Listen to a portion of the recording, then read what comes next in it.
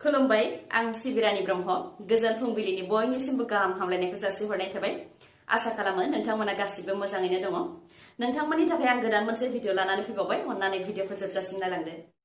मैया गासै आसामावनो अमृत बृक्ष आन्दोलन 2023 नि गेजेरजों बिफां फुलि गायनाय हाबाफारि लानाय जादोंमोन गासै आसामावनो 1 कौटि बिफां फुलि गायनाय हाबाफारिनि गेजेरजों आसामनि दाब दाब जायगाफोर जेरै स्कुल कलेज मावख'फोराव बिफां फुलि गायनायजों लोगोसे गुबुन गुबुन दोलो आफाद आरो राजखान्थिनि दैदेनगिरि बिथांमोनहाबो गोसो गुदुङै मैयानि सानाव बिफां फुलि गायनायखौ नुनो मोननाय जादों अमृत बृक्ष आन्दोलननि गेजेरजों 1 कौटि बिफां फुलि गायनायनि हाबाफारियाव बाहागो लानानै बिथांमोनहा फोरमायथिदों दि दानि जौगानाय मुगायाव मिथिंगानि आबहावाया गुबुंले जानो हमदों जायनि थाखाय दुंखावनाय थासारिया बांनायनिफ्राय बांदों बे मिथिंगानि आबहावाखौ मोजाङै लाखिनो थाखायनो बिफां फुलि गायनायनि गोनांथि दं बे लेखायै जों बयबो बिफां फुलि गायनो नांगौ होननानै बुंथियो बेनि उनाव नांगौ बायदि जोथोन लानो नांगौ हासार दै आरो जेवरा होनानै बिफां फुलिखौ नांगौ बायदि जोथोन लानानै फेदेरनाया जों बयनिबो बिबान जाहाथे गोलाव सम जों सुबुं माहारिया मोजां आबहावायाव थानो हायो होननानै बुंथियो बिथांमोनहा सासे बर'आ गुबुन सासे बर'खौ नायजेर माबोरै गावथारनो हायो बिटिआरआव आयेन बेरेखा हाथियारनिफ्राय उदां जादोंब्लाबो सोरखारनि सुबुंफोरजों खनले मानो गावथारजानो गोनां जादों जोंनि बर' सुबुंफोरा दंफां लायनायनि दायाव क'क्राझार जिल्ला झारबारिनि गियानपुर गामिनि हेमन्त नार्जारिखौ गावथारनाय जाथायखौ लानानै क'क्राझाराव दुंहाव थासारि रां मोनजायैनि थाखाय हाग्रा बिफाननि एनजिअ'आ गुलि गावनायनि अजद होदों गावथारजानाय न'खरनिजों लोगोसे रायजो राजाफ्रा जायफोर हेमन्त नार्जारिखौ गुलि गावदों बिसोर रां जाग्राखा नाथाय रां मोनैलाय हाग्रा बिफाननि एनजिअ'नि सानैया फैनानै गुलि गावफैदों होननानै फोरमायथिदों गुलि गावग्राफोरनि मुङा तरुन नार्जारि आरो बिथांजों लोगोसे दंफायोमोन लेंखन मुंनि सुबुं होननानै फोरमायथिदों हेमन्त नार्जारिखौ गुलि गावखांनायनि उनाव ओनसोलाव दुंहाव थासारि जादों जाथायथिलियाव रायजो राजाफोरजों लोगोसे नुजाथिहैदों दुलाराय बर' फरायसा आफाद आरो गुबुन गुबुन दोलो आफादफोर दुलाराय बर' फरायसा आफादनिफ्राय जाथायथिलियाव नुजाथिहैनानै बुंथिदों दि दंफां दानफायनायखौ जों लुबैया आरो बेनि थाखाय हाग्रा बिफाननिया आयेन दंखायो नाथाय हाग्रा बिफान बा एनजिअ'नि सानैया फैनानै थोंजोङै जि एनकाउन्टार खालामफैदों होननानै रायजो राजाफ्रा फोरमायथिदों बेखौसो सहायनो हायाखै बेबायदि थोंजोङै एनकाउन्टार खालामनाया हाग्रा बिफाननि आयेनाव लिरनाय गैया होननानै बुंथिदों बिथांमोना जाथायनि सायाव नायबिजिरनाय जानांगौनि थाखायबो दाबि दैखांदों दुलाराय बर' फरायसा आफादनिफ्राय ओजोंहाय एमएलए लरेन्स इस्लारि बिथाङाबो गावनि बियाबनि सिङावनो बेबायदि जाथाय जानायखौ दुखु मोननाय फोरमायथिदों लोगोसे फोरमायथिबावदों दि गंस' साइकेलजों दंफां थुख्रा लानानै फैदोंमोन बेयावनो एनजिअ'नि सानैया थोंजोङै हेमन्त नार्जारिनि खाथियाव फैनानै बिथांखौनो गुलि गावफैदों होननानै रायजो राजाफ्रा फोरमायथिदों होननानै बुंथिदों लरेन्स इस्लारि बिथाङा ओजोंहाय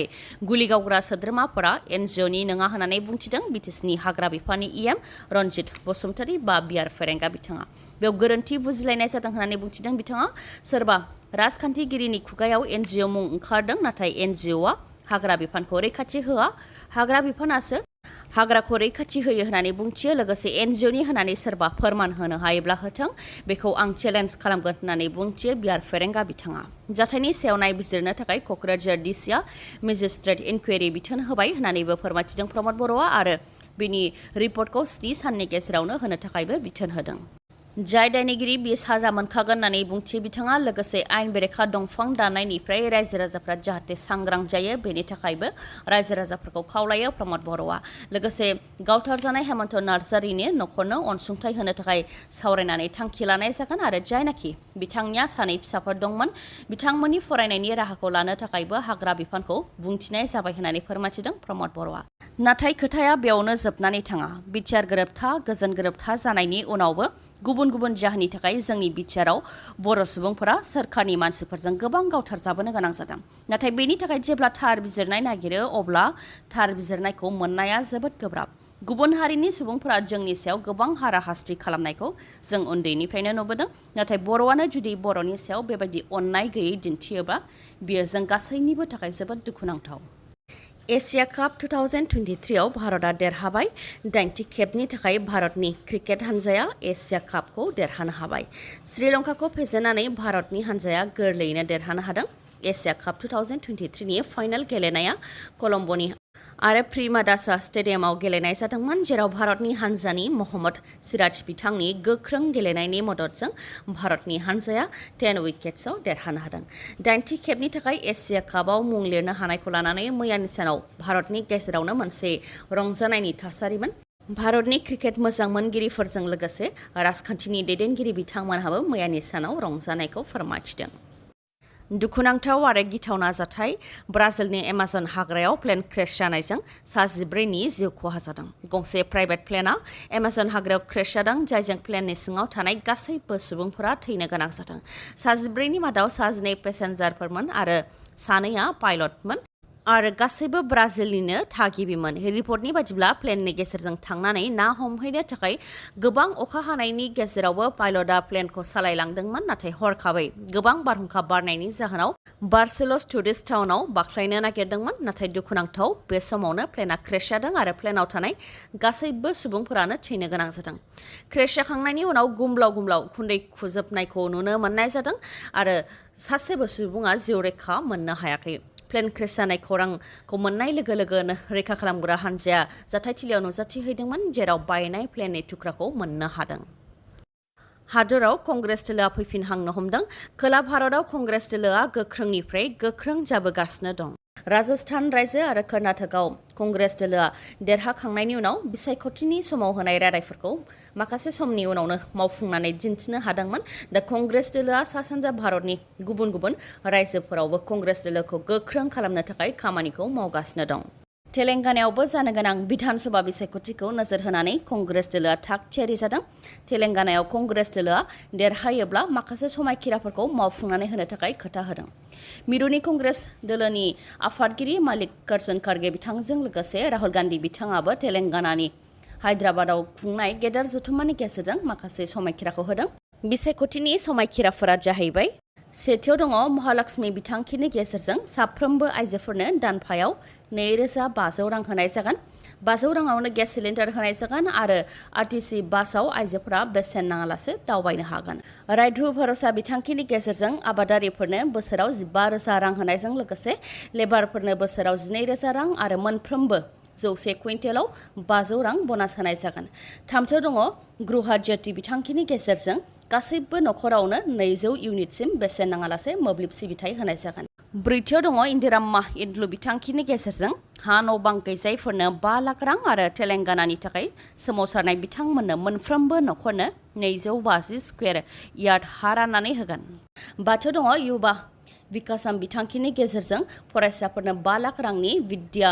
भरोसा कार्ड होनाय जागोन आरो दथियाव दङ चियता बिथांखिनि गेजेरजों दानफायाव 4,000 पेन्सन आरो 10 लाख रांनि राजिब आरोग्यश्री इन्सुरेन्स होनो थाखाय खोथा होदों।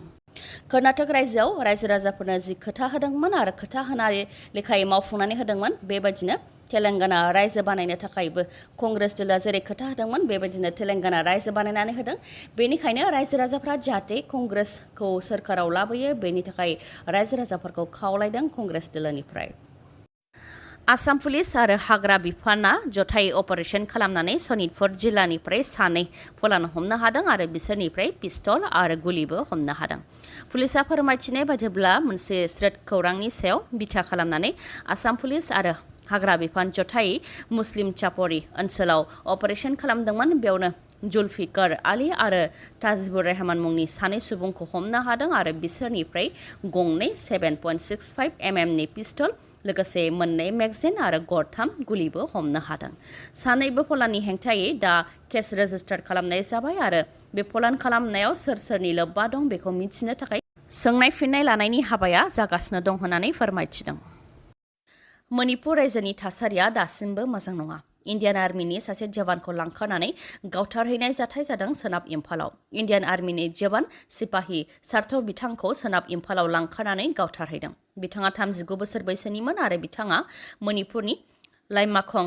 मिलिटारि स्टेशनाव पस्टेडमोन। नाथाय बिथांखौ लांखारनाय समाव बिथाङा छुट्टियाव न'आवनो दंमोन। बेयावनो न'निफ्रायनो लांखारदोंमोन बिथांखौ। सिपाही सार्थव बिथांखौ लांखारनाय जाथायखौ बिथांनि 10 बोसोर बैसोनि फिसाज्लाया फोरमायथिनाय बायदिब्ला बिफा फिसाज्ला जेब्ला न'आव दंमोन बे समावनो सिनाय मोनै सुबुंफोरा हाथियार लानानै फैनानै बिफानि खर'आव हाथियारखौ फाथिफैदोंमोन बेनि उनावनो बिफाखौ लानानै थांदों दुथांफोरा सिपाहि सार्थखौ लांखारनायनि उनाव सिपाहि सार्थ बिथांखौ गोबां नागिरनाय जादोंमोन नाथाय बिथांखौ मोननो हायाखैमोन दा बिथांखौ थैनाय हालोदाव मोननो हानाय जाबाय माहारियारि राजा लामायाव बेटारि रिक्सा बा इ-रिक्साखौ सालायहैयैखौ लानानै बाक्सा जिल्लायाव खुद्रिदों बेटारि रिक्सा सालायग्रा गौथुमा आरो थाबैनो बेखौ बोखांनानै लाफिननो थाखाय खावलायदों मानोना बाक्सानि जाला मेडिकेलाव थांनो थाखाय आरो सिमला मेडिकेलाव थांनो थाखाय नेशनेल हाइवे बा माहारियारि राजा लामानि गेजेरजोंनो थांनो गोनां जायो होननानै फोरमायथिदों आरो गुबुन लामा गैया होननानैबो फोरमायथिदों बिथांमोनहा बेनिखायनो बेखौ बोखांनानै लाफिननो थाखाय खावलायदों आरो बेटारि रिक्सा सालायाबा न'खरखौ माबोरै फोथांगोन होननानैबो बुंथिदों बिथांमोनहा फोरमायथिदों दि बेटारि रिक्सा सालायनानैनो न'खरखौ नायबोदों आरो फिसा फिसौखौ गोजौ थाखोआव फोरोंथाय होनो हाबोदों बेटारि रिक्सा सालायग्राफोरनि मादाव माखासे ओरैबायदि सुबुंफोरबो दं जाय खामला मावनानै जानो हाया नाथाय बिथांमोनहा बेटारि रिक्सा सालायनानैनो गावसिनि न'खरखौ नायबोदों बेनिखायनो जाहाथे माहारियारि राजा लामायावबो बेटारि रिक्साखौ सालायनो होयो बेनि थाखाय खावलायहरदों बेटारि रिक्सा सालायग्रा गौथुमा दिनै बिश्वकर्मा फुजा नोंथाङा बिश्वकर्मानि समाव गोदान मटर साइकेल बा स्कुटि बायनायनि थांखि दंब्ला नोंथांनि थाखाय जोबोद गोजोनथाव खौरां काजलगावआव थानाय MMH अट' हन्डा श'रुमा नोंथांनि थाखाय बाम्पार अफार लानानै फैदों बिश्वकर्मानि थाखाय स्पेशल अफार होदों MMH अट' हन्डा श'रुमा अफारफोरा जाहैबाय बेसेन नाङालासे गंनै हेलमेट मोननो हानायजों लोगोसे स्क्रेच प्राइसबो दङ स्क्रेच प्राइसफोरा जाहैबाय इलेक्ट्रिक केटलि अदेबानि मोब्लिबजों लोंनाय दै फुदुंग्रा आयरन इमार्सन हिटार रड अदेबानि जायखिजाया दै गुदुं खालामग्रा हट वाटार बथल अदेबानि दै गुदुं लाग्रा बथल लेडि बाइसाइकेल आरो 1000 रां केशबेक बेफोरनि मादाव नोंथाङा मोनसे नङा मोनसेखौ मोननो हाथारगोन बेनि अनगायैबो गोदान मटर साइकेल बा स्कुटि बायनो थाखाय नोंथांनाव खम रां दङब्लाबो नोंथाङा जिंगा सिनांगौनि गोनांथि गैया नोंथाङा 6,999 रां होग्रोनानैनो गोदान मटर साइकेल बा स्कुटिखौ बायनो हागोन अब्ला नोंथाङा माखौथो सानबाय थाखो गोख्रैनो काजलगावआव थानाय MMH अट' हन्डा श'रुमनिफ्राय गावनि सिमांनि मटर साइकेल बा स्कुटिखौ बायनानै लायदो नोंथाङा मानोना बे सनानि खाबुआ 20 सेप्तेम्बरसिमल' थागोन मोजाङै मिथिनो हास्थायबावोबा 8720957824 नङाब्ला 7002252878 बे नाम्बाराव कन्टेक्ट खालामनो हागोन आरो सोरबाफोर SB बड' निउज चेनेलनि गेजेरजों माबाफोर एडभार्टाइज होनो सानदोंब्ला 7099445422 बे नाम्बाराव कल हरनो हागोन दिनैनि भिडिअआ एसेनोसै गाबोन फिन लोगो मोनफिनबावगोन नोंथाङा जुदि आंनि भिडिअखौ मोजां मोनदोंबा लाइक कमेन्ट आरो शेयार खालामनो दाबाव गोजोन्थों